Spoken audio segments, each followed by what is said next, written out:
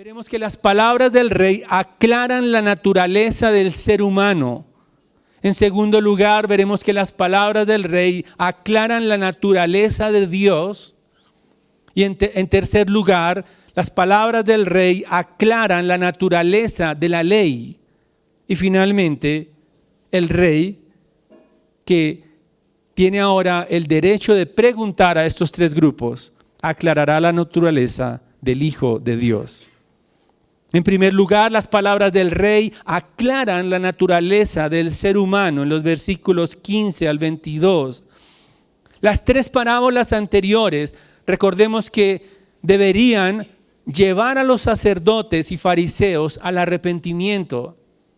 Deberían doblegar sus vidas porque han desechado al rey, y ahora el rey, nuestro Señor Jesucristo, en su camino al Calvario, ahora les da la oportunidad de arrepentirse, de retractarse, de doblegar sus almas y sus corazones al arrepentimiento. Sin embargo, estos hombres, a pesar de estas parábolas, no quieren arrepentirse, más bien quieren quitar de su camino a Jesús y hacen alianzas con otros grupos, estos religiosos, para tenderle una trampa al rey con sus propias palabras.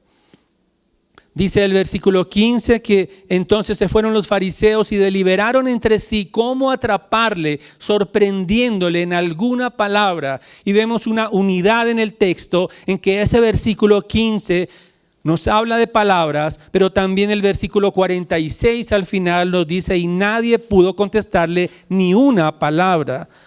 Lo que nos lleva a entender que la discusión que estamos viendo aquí es una discusión de palabras. Por lo tanto, el primer señuelo está a cargo de los herodianos nacionalistas. Versículo 16, y le enviaron sus discípulos junto, los discípulos de ¿quiénes? De los fariseos, junto con los herodianos. Es algo así como cuando se contrata con el Estado, hacen una unión temporal. ¿Han escuchado de eso? Es aquí una unión temporal macabra, porque ellos quieren ahora asediar al rey, ridiculizarlo.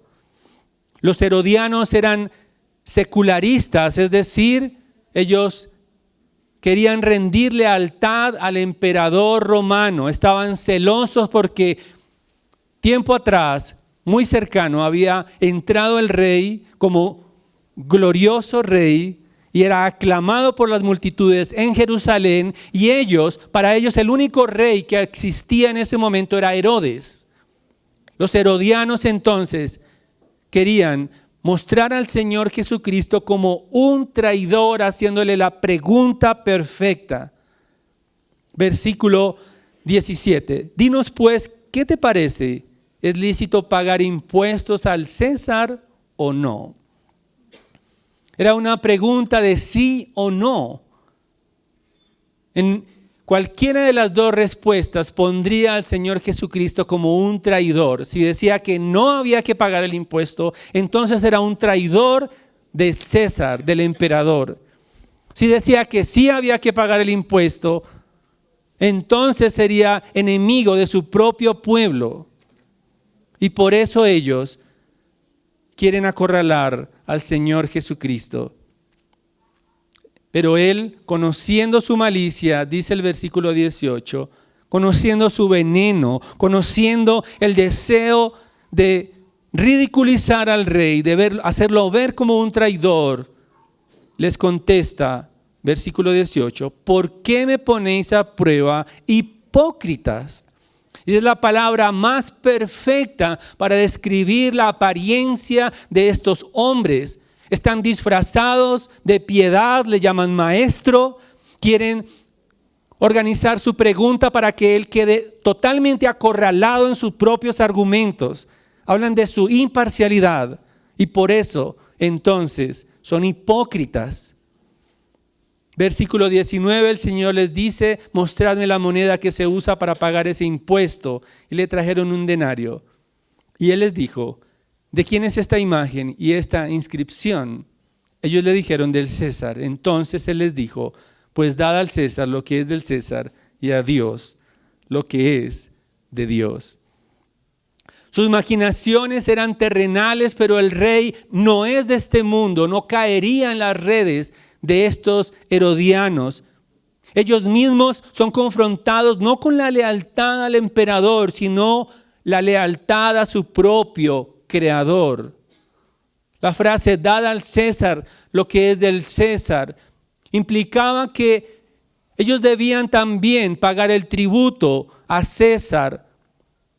La palabra César significa Señor. Un denario que el Señor pide tenía allí inscrita la imagen, por un lado la cara de César y por el otro el César se sentaba en su trono en esa imagen y se mostraba como un sumo sacerdote, como si fuera un Dios. Pero el Señor Jesucristo les dice: pagad al César lo que es del César y a Dios lo que es de Dios. En otras palabras, es como si el Señor, parafraseando su respuesta, está diciendo: así como la moneda de un denario porta la imagen del César, el tributo que pagan con dicha moneda le pertenece a su emperador. Y así como cada ser humano es portador de la imagen de Dios, cada ser humano le pertenece a Dios y le debe rendir su lealtad y tributo al Dios que lo creó. Todo ser humano tiene que ver con esta respuesta porque es la imagen de Dios. Dios ha hecho portadores de su imagen a cada ser humano en cada generación desde Adán. La imagen de Dios está impresa en nuestras vidas. Y por lo tanto, por ser Él el creador, entonces le tenemos que rendir tributo al Rey del universo porque nos ha creado. Todo ser humano es tributario de su creador y esa precisamente es la acusación que comienza el libro de Romanos. El apóstol Pablo en el capítulo 1 dice que debiendo adorarle como a Dios, debiendo darle gracias a Dios por ser su creador, por manifestarse por medio de las cosas invisibles de Él, las cuales son claramente visibles por medio de la creación, no le dieron gracias. Por lo tanto, la falta de gratitud, la falta de adoración al Dios creador que nos ha puesto cada célula en nuestro cuerpo. El Dios creador organizó nuestros genes. El Dios creador nos ha dado vida, nos ha dado aliento. Todo lo que crece, todo lo que está en nuestras mesas, el Dios creador lo hace producir. Y por lo tanto merece el tributo de adoración para Él. Es lo que quiere decir esa respuesta. La respuesta del Señor Jesucristo es magistral. No solamente no pudieron atraparlo con sus palabras, sino que la usa esa respuesta para aclarar la naturaleza del ser humano, la cual procede de Dios, su creador. La naturaleza del ser humano está ligada a su creador, a quien le debe tributo de adoración. Los herodianos estaban siendo confrontados con la lealtad, no solamente a su emperador, sino la lealtad a Dios. El Hijo de Dios debía ser adorado como Dios, pero ellos se fueron, estaban ciegos ante su creador. Versículo 22. Al oír esto se maravillaron y dejándole, ¿qué hicieron? Se fueron. Pero en este tiempo podríamos también comparar a los herodianos secularistas que rinden su lealtad al César. También en este tiempo, muchos secularistas de este tiempo olvidan la naturaleza del ser humano, que es la gloria de Dios, de su creador. Se rinden tributo a sí mismos. Se rinden tributo a sí mismos y a sus placeres. Y justifican su lealtad a los hombres antes que a Dios. Temen a Dios. Temen lo que opine el vecino. Temen lo que opine el compañero de trabajo. Temen lo que opine mi compañero de estudio. Temen decir argumentos delante de sus profesores, temen dar la cara aquellos que niegan el señorío y la autoridad de Jesucristo porque le temen a los hombres más que a Dios. Muchos tienen lealtad a los hombres más que al Dios santo y justo. Y por eso la pregunta en esta mañana es: ¿a quién rindes tu lealtad? ¿A los hombres? ¿Al César? ¿O a Dios? En segundo lugar, el turno corresponde a los saduceos racionalistas. Ellos no comprenden la naturaleza de Dios. Por eso las palabras del rey aclaran la naturaleza de Dios. Versículo 23. Ese día se le acercaron algunos saduceos, los que dicen que no hay resurrección, y le preguntaron diciendo: Maestro, Moisés dijo: si alguno muere sin tener hijos, su hermano como pariente más cercano se casará con su mujer y levantará descendencia a su hermano. Estos saduceos,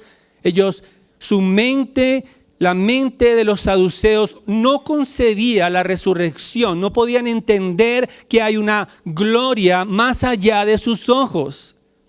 No podían entender la grandeza, ni el poder, y mucho menos las escrituras. Ellos citan una pregunta un poco más difícil porque confrontan al rey con la misma palabra de Dios. Están citando Deuteronomio 25:5, donde nos habla del matrimonio levirato.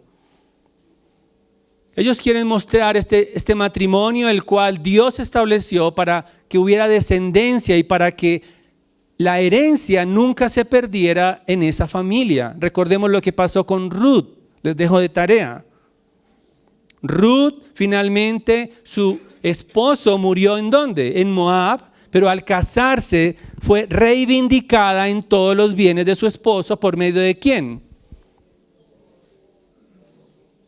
Por medio de Booz.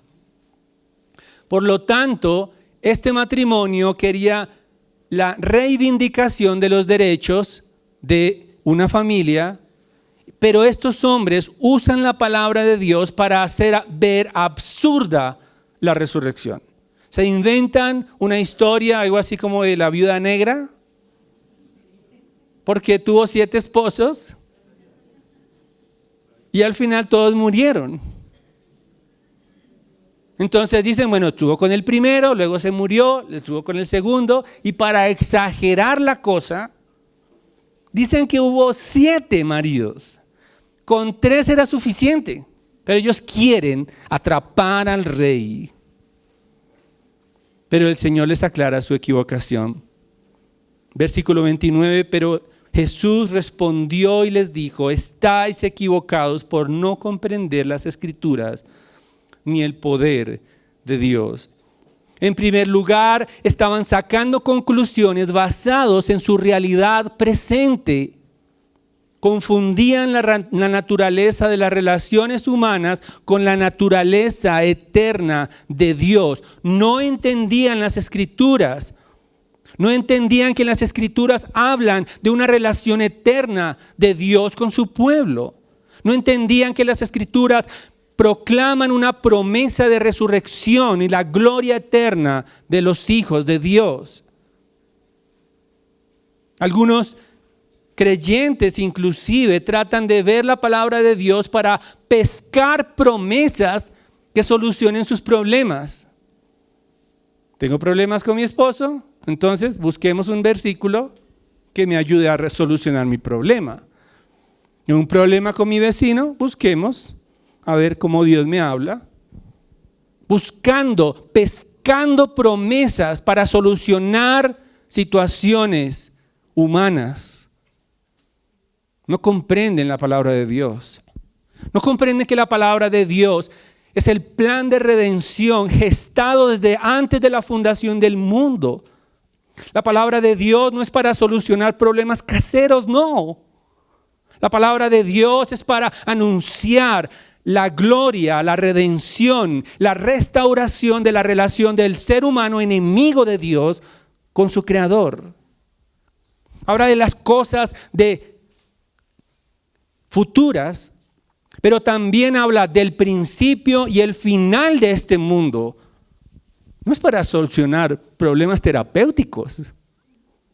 Jamás. La palabra de Dios es para solucionar problemas humanos de trabajo o lo que sea. No han entendido ni comprendido el alcance de la palabra de Dios. Estaban equivocados también estos hombres, saduceos, por dudar del poder de Dios, versículo 29. Ellos creían que así como sus sentidos materiales eran limitados para ver las relaciones entre esposos, no concebían que Dios tenía el poder de hacer nuevas todas las cosas, incluyendo la resurrección de los muertos y la transformación de los santos. Ignoraban que hubiera relaciones diferentes a las de ellos con sus mujeres, porque hay una relación superior, diferente y superior por el poder de Dios. Ellos pensaban que Dios estaba limitado a sus sentidos, pero Dios no está limitado como nosotros. Dios, el alcance y el poder de Dios va más allá de nuestros sentidos. Aunque estemos limitados y solamente veamos nuestra realidad, aunque todas las imágenes de televisión que veamos por estos días parecen ponernos en zozobra, parece como si estuviéramos totalmente amedrentados por aquellos que se rebelan contra la autoridad establecida por Dios.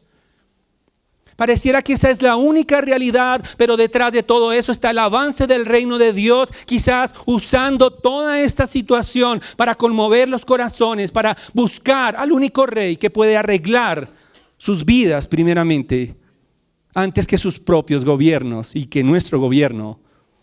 Porque todos aquellos que se rebelan contra Dios, inicialmente se rebelan contra sus padres, luego se rebelan contra la autoridad, luego se rebelan contra todo lo que se llame autoridad, para reclamar entonces bienestar. Pero primero necesitan solucionar su situación con su Creador. El verso 32, el Señor Jesucristo cita a Éxodo capítulo 3, versículo 6. Es muy importante este versículo, dice: yo soy el Dios de Abraham y el Dios de Isaac y el Dios de Jacob. Dios no es Dios de muertos, sino de vivos. Es importante este versículo porque es la primera revelación que Dios hace a un ser humano, en este caso a Moisés, en la zarza que no se quemaba. En el llamado que Dios hace a Moisés, no solamente para liberar a su pueblo, sino para escribir también la palabra de Dios, el Pentateuco. El Señor, el Dios autoexistente, Yahweh, se revela ¿a quién? A Moisés. Al afirmar que Él es el Dios de Abraham, el Dios de Isaac y el Dios de Jacob, significa que las promesas dadas a Abraham, que las promesas dadas a Jacob, que las promesas de Isaac siguen vigentes y que no terminarán hasta que se cumplan. En otras palabras, las promesas que Dios hizo a Abraham y a sus hijos de encontrar una patria eterna, de alcanzar una ciudad gloriosa, se cumplirán sí o sí por el Dios de los cielos. Vemos en Hebreos como el anhelo de Abraham no era encontrar un lugar en esta tierra, sino una patria celestial. Ese es el anhelo de todos los patriarcas, ese es el anhelo de todos los profetas, ese es el anhelo de toda el Antiguo Testamento, encontrar el lugar de restauración cuando todas las cosas sean nuevas, cuando Dios establezca justicia sobre esta tierra, y entonces toda rodilla se doblará y toda lágrima será enjugada y todos los recuerdos de la muerte desaparecerán. El Señor está afirmando, el Señor Jesucristo, que se cumplirán las promesas dadas a Abraham, porque Él no es Dios de muertos. Las promesas de resurrección serán una realidad para Abraham, para Isaac, para Jacob, por medio de Él mismo, cuando se levante de la muerte, más adelante, en la resurrección. La naturaleza de Dios, por lo tanto, es proveer una relación eterna con los suyos. Una relación que perdura para siempre. No sé si alguno de ustedes usó este dedo meñique para desapostar la amistad, ¿no? ¿Solo yo? Se decían cuando los niños se traicionaban o algo, decían, desapostemos la amistad. No te hablo más, no me sirves. Pero la naturaleza de Dios no es temporal como niños. La naturaleza de la relación eterna de Dios con su pueblo es para siempre. Nada podrá romper esa relación, ni lo alto, ni lo profundo. Ni ninguna cosa creada nos podrá apartar del amor de Dios que es en Cristo Jesús, Señor nuestro, porque la relación construida por medio de la cruz es indestructible. Nada podrá violentar la relación eterna de Dios. Nada nos podrá apartar de las promesas de gloria eterna en Jesucristo. Nada nos podrá librar de ser glorificados, porque aquellos que Él llamó, ellos también los justificó. Y aquellos que justificó también los santificó, y a los que santificó también glorificó. Romanos capítulo 8. Los saduceos racionalistas tratan de ridiculizar la resurrección porque no entienden la trascendencia de la palabra de Dios, pero tampoco entienden el alcance del poder de Dios. Solo lo que ven con sus sentidos es lo que existe. Los que quieren ser saduceos del siglo XXI, también los hay en este tiempo, racionalistas, quieren ridiculizar el poder de Dios para hacer nuevas todas las cosas.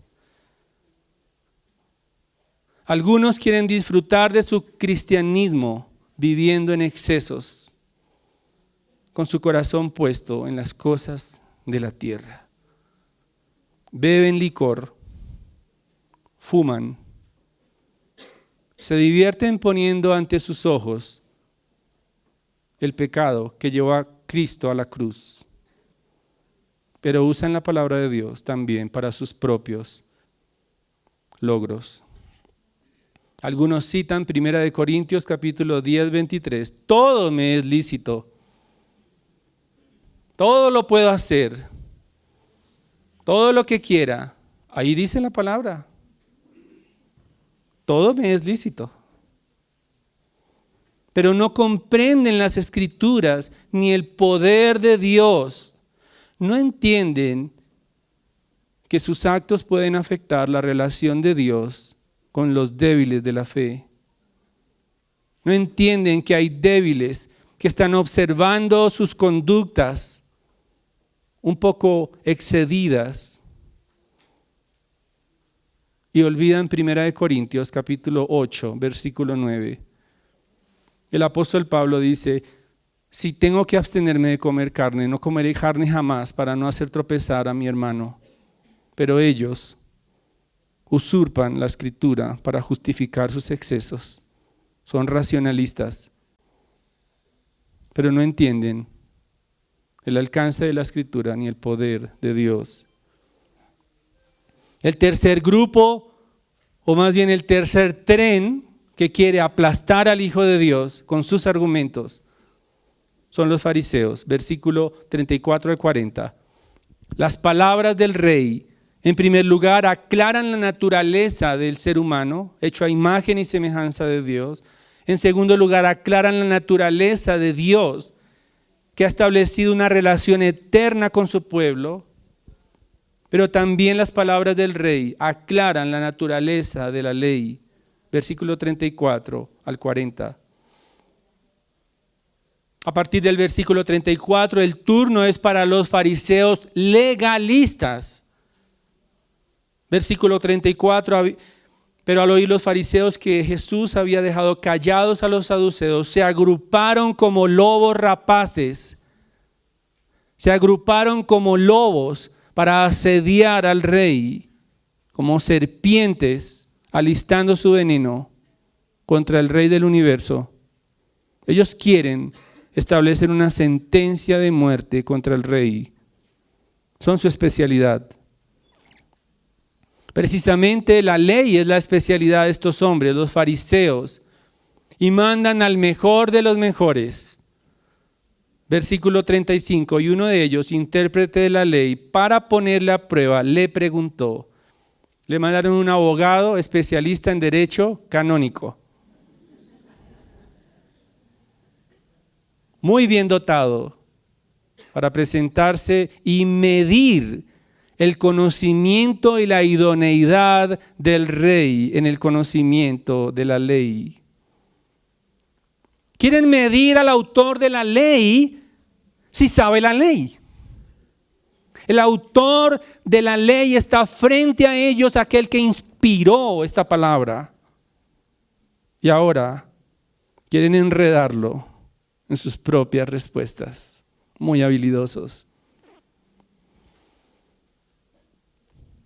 Pero el Señor, la pregunta más bien que encontramos allí es, Maestro, versículo 36, ¿cuál es el gran mandamiento de la ley? ¿Cuál es el mandamiento más importante? Y el Señor Jesucristo precisamente cita Deuteronomio 6:5, las palabras que hacen parte de la Shema, donde Dios manda a su pueblo a amarlo a Él sobre todas las cosas. Pero también cita Levítico capítulo 19, versículo 18, amarás a tu prójimo como a ti mismo.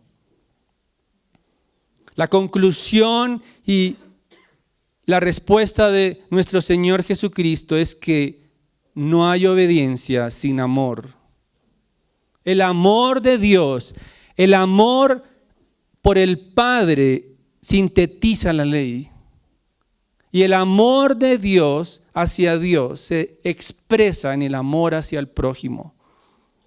El que no ama a su hermano no pertenece a Dios, porque Dios es amor.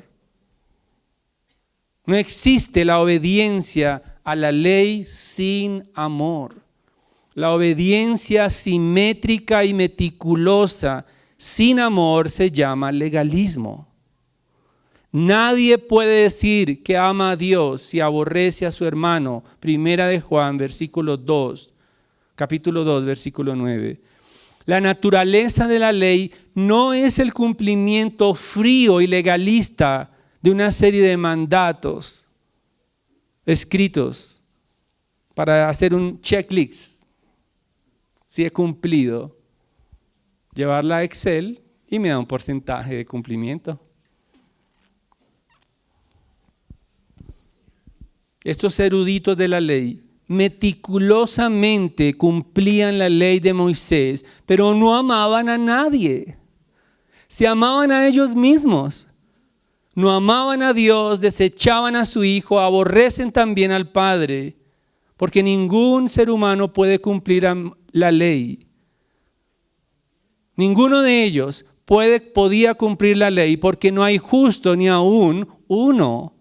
Nadie puede amar a Dios sin la intervención de Dios en su corazón. Nadie puede tener afectos por el Padre Celestial si antes Dios no implanta la vida de Dios en su alma y limpia su pecado e implanta un nuevo corazón. Eso nos lo dice Ezequiel capítulo 36.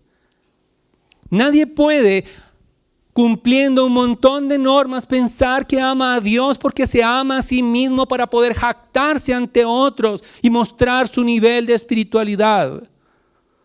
Pero también se va a frustrar porque aquel que trata meticulosamente de obedecer la ley va a ver a otros como superiores o los va a ver como inferiores ante sí mismo. Primera de Corintios capítulo 13 nos aclara que aquel que quiere obedecer a Dios sin amor es como una campana oxidada que hace ruido por todas partes. Es como címbalo que retiñe. Porque el amor es la fuente de la obediencia a Dios. La naturaleza de la ley comienza con el amor al Hijo de Dios, que vino a proveernos por medio de la cruz la capacidad de amar a nuestros corazones duros, nuestros corazones egoístas, nuestros corazones individualistas, nuestros corazones que demandan de otros obediencia, pero nosotros no queremos amar a Dios. Estos hombres odiaban al rey.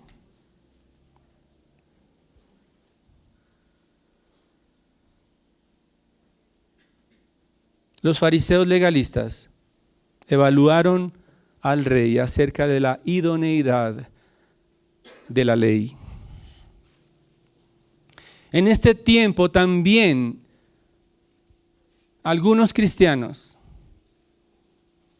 se llaman a sí mismos o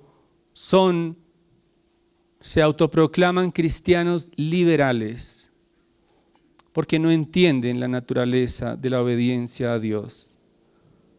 Creen que la gracia y la elección que vemos en Efesios capítulo 1 les da licencia para vivir de cualquier manera. Creen que ser elegido implica moverme en toda la franja de la impiedad hasta tocar el borde del pecado. Igual son elegidos, ¿no? Estos cristianos liberales acusan a aquellos que son piadosos de ser legalistas. Pero olvidan versículos como Romanos 12:1, os ruego por las misericordias de Dios que presentéis vuestros cuerpos en sacrificio vivo, santo, agradable al Señor, que es vuestro culto racional. En otras palabras, el apóstol Pablo está apelando a las misericordias que dijo 11 capítulos atrás acerca del Evangelio y de la generosidad de Dios con su gracia para salvar al pecador, tanto a judíos como a gentiles, por las misericordias de Dios que se expresaron por medio del Calvario, cuando su Hijo Jesucristo fue clavado en la cruz, agonizante hasta la muerte. Por las misericordias de Dios que no toma en cuenta el pasado, sino que también sana los corazones para restaurarlos a una comunión con el Padre. Por las misericordias de Dios, la cual no admite ninguna jactancia en nosotros por buenas obras para que nadie se gloríe. Por las misericordias de Dios, prácticamente el apóstol Pablo ruega que vivan en santidad. Ruega que sus cuerpos estén santos para la gloria y el honor de Jesucristo por ser templo del Espíritu de Dios. Pero algunos creen que la gracia y la elección es una licencia para pecar. Olvidan que la ley está inspirada por el amor a Dios. Olvidan que Levítico 27 dice el Señor a su pueblo en el Antiguo Testamento: sed santos porque yo soy santo. Olvidan también que en el Nuevo Testamento, primera de Pedro 1:15 dice: sed santos porque yo soy santo en toda vuestra manera de vivir, en vuestros pensamientos, en la manera en que se entretienen, en la manera en que exponen sus ojos a todo lo que este mundo puede ofrecer, en la manera como también instruyen sus vidas. La santidad de Dios está proclamada desde el cielo y sin santidad nadie verá a Dios. Eso no es legalismo. El legalismo es más bien poner preceptos humanos a la altura de la ley de Dios. Eso sí es legalismo. Pero la piedad, la santidad, el mantenerme apartado del mal, el apartarme de todo aquello que pueda contaminar el templo de Dios, entonces eso es lo que Dios establece en su palabra. Esa es la ley de Dios, motivada por el amor a Dios y no por el terror del infierno. Por eso necesitamos entender la naturaleza del rey. Cuarto lugar, a partir del versículo 41 El Señor se ha enfrentado con 3 trenes que lo quieren descarrilar. Todos ellos han salido descarrilados. Esta es la demostración que la autoridad del rey es tan gloriosa que no necesita hacer ningún milagro. Solamente necesita decir las palabras. Y un solo versículo usa para derrotarlos. Uno solo. Estando reunidos, versículo 41, los fariseos, Jesús les hizo una pregunta diciendo: ¿cuál es vuestra opinión sobre el Cristo? ¿De quién es hijo? Ellos le dijeron: de David. Se apresuraron rápidamente a contestar esa pregunta. Entonces se la hace a los profundos conocedores del Antiguo Testamento. Ellos entendían muy bien de qué se trataban las profecías. Segunda de Samuel, capítulo 7, nos habla del pacto davídico. Ellos lo conocían meticulosamente y por eso rápidamente contestan: de David. Pero el Señor les hace la pregunta: ¿de quién es hijo el Cristo? Y cita el Salmo 110:1 que leíamos congregacionalmente hace un momento. Versículo 43, Él les dijo: entonces, ¿cómo es que David en el Espíritu le llama Señor, diciendo: dijo el Señor a mi Señor, siéntate a mi diestra hasta que ponga a tus enemigos debajo de tus pies? Pues si David le llama Señor, ¿cómo Él es su hijo? El Señor Jesucristo está citando el Salmo 110, confirmándoles primeramente que David estaba inspirado por Dios cuando escribió este salmo. Versículo 43. ¿Cómo es que David en el Espíritu? Ellos no niegan eso, que esa escritura es de David, inspirada por Dios. En segundo lugar, el Señor les confirma que ese salmo es mesiánico, porque habla del trono de David. Y ellos lo aceptaron como cierto. Pero la pregunta que está haciendo el Señor al citar el Salmo 110, podríamos parafrasearla de la siguiente manera: el Mesías, ¿qué opinan ustedes? ¿El Mesías es hijo de David o el Señor de David? Esa pregunta es para toda la humanidad. Toda la humanidad tiene que responder esa pregunta. ¿El Mesías es hijo de David o es el Señor de David? Porque si el hijo de David es a la vez el Señor de David, entonces es el Hijo de Dios. En otras palabras, el Señor Jesucristo les aclara que el Hijo de David es solo parte de su naturaleza. Recordemos cuando entró a Jerusalén, ¿qué le decían?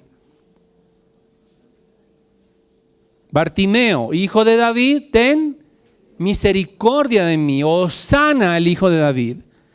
Ser del linaje de David era solo parte de la naturaleza del Mesías, porque también Él es el Señor de David, es decir, el eterno Hijo de Dios, coexistente con el Padre, la segunda persona de la Trinidad.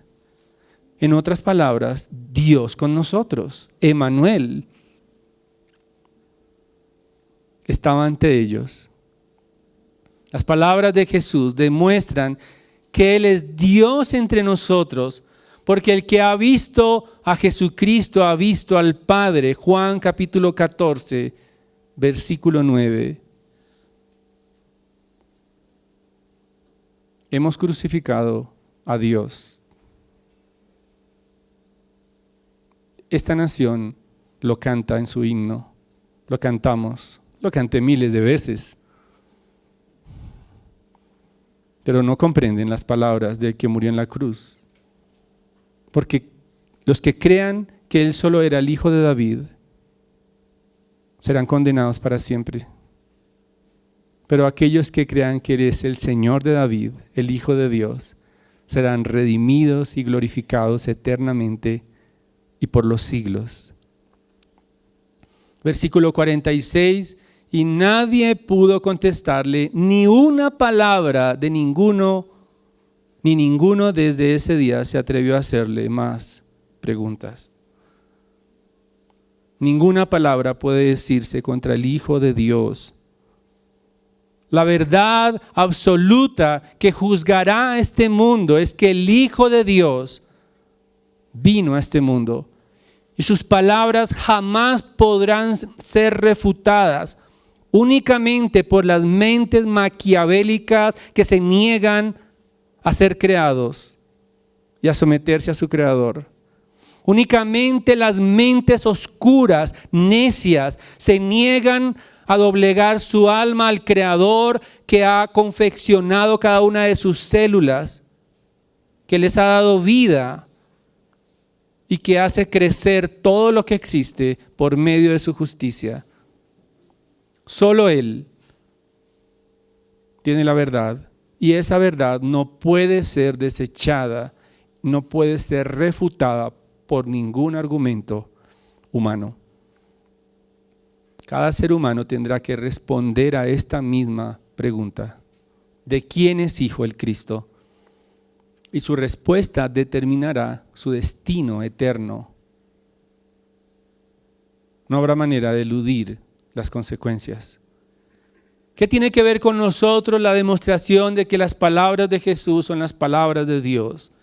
¿Qué efecto debería producir en nuestras vidas? La deidad de nuestro Señor Jesucristo nos muestra algunas implicaciones. En primer lugar, el Señor Jesucristo fue el único sustituto perfecto, limpio, que pudo ir al Calvario. Y el Señor, el Dios de los cielos, ratificó su justicia, su santidad, levantándolo de entre los muertos al tercer día y coronándolo, dándole un nombre que es sobre todo nombre. El Evangelio entonces nos permite recobrar la imagen de Dios que estaba distorsionada por el pecado. Solo el puro y santo Hijo de Dios nos reconcilió con el Padre, otorgándonos un nuevo corazón para que podamos representarlo en este mundo, para que nuestras lealtades sean ante el Rey, para que nuestras lealtades no sean para los hombres, sino para el único Dios que merece toda la gloria, el honor y la magnificencia eterna. Pero en segundo lugar, además de recobrar la imagen de Dios por medio de nuestro Señor Jesucristo, Él también nos garantiza una relación eterna con el Padre. Nos provee la esperanza futura para estar siempre en comunión con Él en la ciudad santa, donde ya no habrá necesidad de luz, porque Él será la luz. Quizás, hermano, te alimentas de videos espectaculares para imaginar lo que pasará después de tu muerte. Pero no lo imagines con tus neuronas. Imagínalo por medio del Espíritu de Dios. Porque lo que ven tus ojos en este mundo, en primer lugar, es solo el principio de dolores de un lado, pero también es el inicio de la gloria eterna. No podremos imaginar, no podremos calcular la gloria de nuestro Señor Jesucristo. No tenemos medidas. Las únicas medidas que nos da el Señor es: miren los cielos, que cuentan la gloria y la majestad del Rey. Cuando quiera imaginar las glorias que tendrá con Jesucristo, no mire este mundo de oscuridad. No mire los palos de aquellos que están queriendo amedrentar a esta nación. mire más bien a los ángeles de Dios, cubriendo nuestras vidas con su protección. Eso le pasó a Giezi, el siervo de Elías. Estaban rodeados de ejércitos y él cree que Elías está drogado, algo así, porque está como relajado. Pero Elías le pide al Señor que abra los ojos de su siervo. Cuando él mira carros de fuego alrededor y la gloria eterna respaldando a su profeta. Necesitamos mirar más allá de la esperanza en esta tierra, la esperanza en este mundo. No busquemos la esperanza en un gobierno. No busquemos la esperanza en los colores partidistas. Busquemos la esperanza en Dios.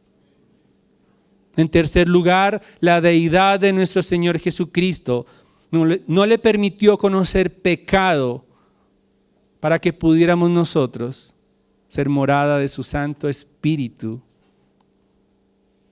Hermanos, si tenemos el Espíritu de Dios, la obediencia a Dios no será una carga, no será aburrida, sino que será un gozo. Porque cuando hacemos la voluntad de Dios es buena, agradable y perfecta. La obediencia entonces por medio de nuestro Señor Jesucristo es una expresión de amor hacia Él. Amemos a otros como una expresión del amor hacia nuestro Dios. Esa es la naturaleza de la ley. No dudes más de su deidad. Póstrate ante la autoridad del Rey que ha hablado. Solo así podrás ser salvo de la ira, de su ira. El capítulo 23 está lleno al menos de 7 ayes, y cada ay en Apocalipsis, por ejemplo, es una tormenta de dolor. Los ayes de Dios juzgarán a este mundo. No menosprecies las palabras del Rey. No tengas en poco las palabras del Rey, porque son las palabras de Dios. Oremos antes de prepararnos para, en esta misma solemnidad, celebrar la Santa Cena. Padre, te pedimos perdón, Señor, porque nuestros ojos se posan en esta tierra. Perdónanos, Señor, porque para muchos la única realidad es lo que ven sus ojos en este mundo. Ayúdanos a ver más allá, por medio de tu Espíritu, las glorias, ver el cielo abierto y los ángeles subiendo y bajando sobre nuestro Señor Jesucristo. Ayúdanos a ver el trono majestuoso que vio Ezequiel. Ayúdanos a ver que tu poder desafía los límites de nuestro raciocinio. Ayúdanos a contemplar con esperanza tu venida, cuando tu justicia se establezca para siempre en este mundo, y no esperemos, Señor, justicia en esta tierra. Líbranos, Señor, de dudar de tus palabras. Líbranos de solamente ver tu palabra como un conocimiento y una aceptación mental. Ayúdanos a traducirla en acciones para que nos transformen y nos llenen de gozo en un mundo perverso y caído.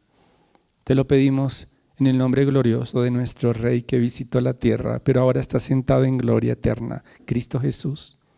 Amén.